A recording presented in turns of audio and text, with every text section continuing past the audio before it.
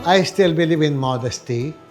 Yung hindi mo kailangang magyabang, hindi mo kailangan ipag-displayan kung ano meron ka kasi alam naman ng tao kung ano ang meron ka dahil nagpakapagod ka. Pag ikaw ay nag-display, tatanungin ng tao saan galing yan. Samantalang kung alam ng tao na nagtrabaho ka, i-display mo man yan, sasabihin nila, it's just fair. Tama lang yan. Kagaya ni Chinky Pacquiao, a very good example.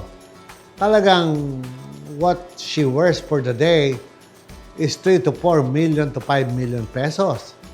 But, pinaghirapan ni Senator Manny Pacquiao yun. Nabugbog ang kanyang muka. Kulang na lang siyang malumpo. At kinita niya lahat yun. At ibinibigay niya luho pa sa kanyang may bahay. Dapat alam natin kung tama o mali dahil kung magdi-dinner ka sa isang restaurant at gagasta ka ng 750 plus thousand only for dinner for 3 or 4, hindi naman tama. That's not right.